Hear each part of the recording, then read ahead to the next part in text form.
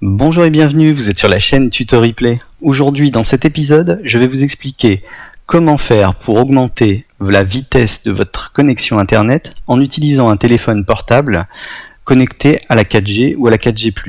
Évidemment, pour cet exemple, il faudra utiliser une connexion sur un forfait illimité du type Free Mobile à 15,90 ou à 19,90 ou un forfait RAID. Il existe évidemment d'autres forfaits, mais je ne peux pas vous les citer tous, ne les connaissant pas tous. Pour commencer cet exemple, on va donc citer les deux types de possibilités depuis un mobile de partage, pour partager votre connexion du moins. C'est la connexion USB ou la connexion par Wi-Fi.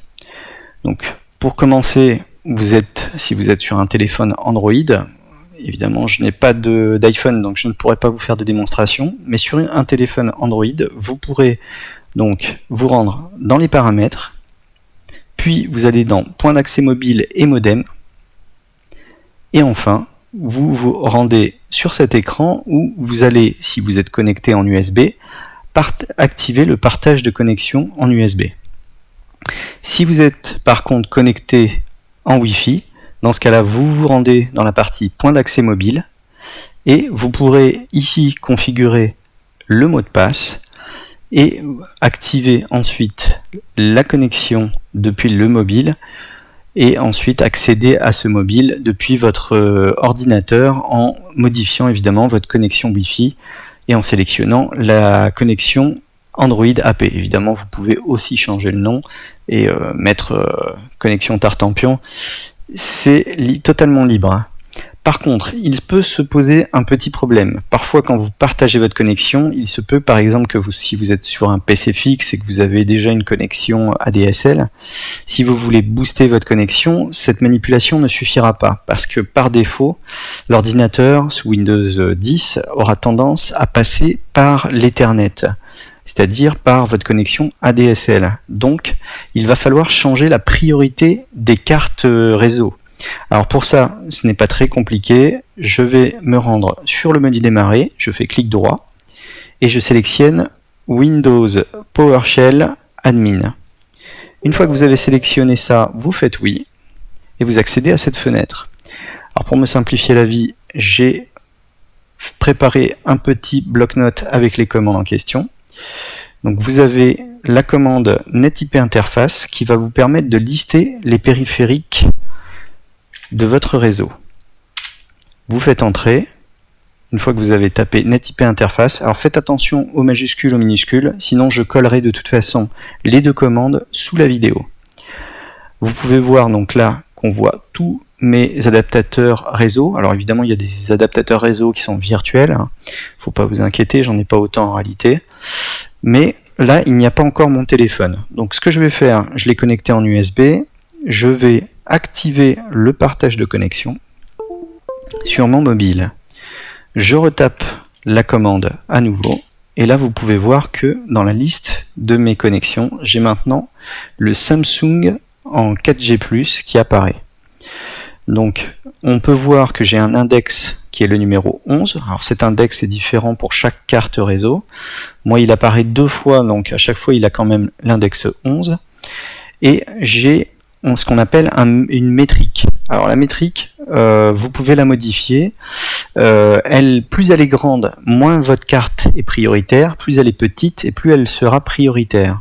Donc ce que vous pouvez faire, si vous voulez la changer, parce que actuellement si je prends ma carte Ethernet par exemple, elle a une métrique de 35, donc elle est prioritaire sur ma connexion Samsung 4G+.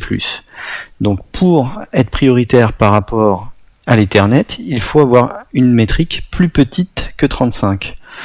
Bon, dans le cas que je vais faire, je vais prendre donc ma commande, je la copie, je la colle sur cette ligne, je vérifie mon index, bon là, ça tombe bien, c'est le numéro 11 pour le Samsung 4G+. Si vous, c'est un autre numéro, évidemment, modifiez en conséquence le numéro de l'index ici.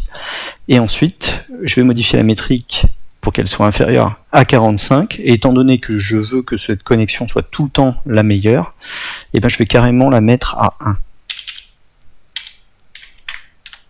Voilà. Et donc, je vais valider cette commande.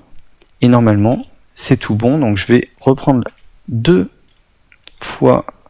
j'ai fait 2 fois flèche du haut pour réafficher NetIP interface.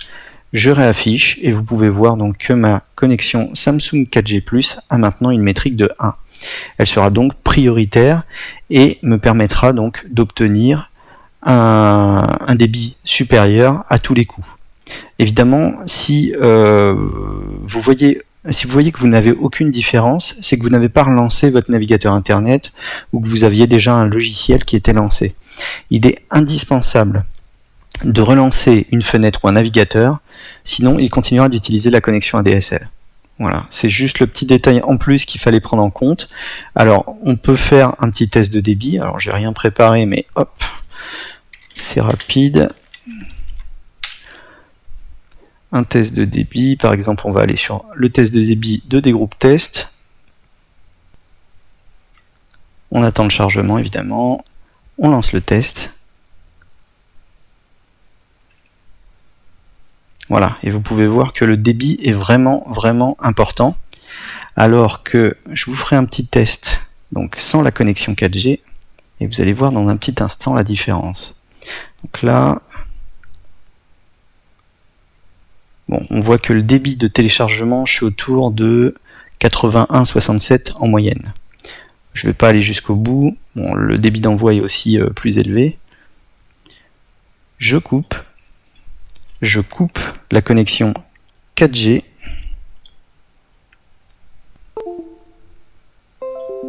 Je relance le test de débit.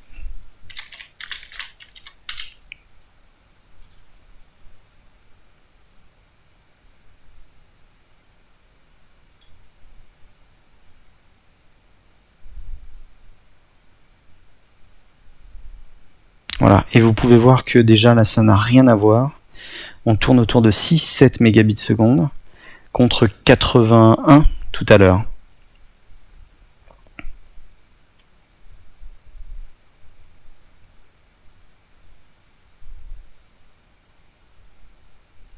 Voilà, vous voyez la différence. Donc 6,742 de moyenne contre 81 par la 4G+. C'est vraiment, ça n'a vraiment rien à voir et c'est pour ça que je vous conseille vraiment, si vous en avez la possibilité, d'utiliser ce type de forfait pour booster votre connexion internet. Alors méfiez-vous, je vous ai parlé du forfait RAID SFR, peut-être qu'il ne permet pas de partager comme ça la connexion. Renseignez-vous avant. Je sais que c'est faisable sur les forfaits free, ce n'est pas faisable sur tous les forfaits. Voilà, je vous remercie d'avoir suivi cette vidéo. Si vous avez apprécié, n'hésitez pas à laisser un petit pouce positif, à me soutenir. Je compte très prochainement faire des vidéos, vous verrez, où vous pourrez me voir en face cam avec de l'impression 3D. À très bientôt, au revoir.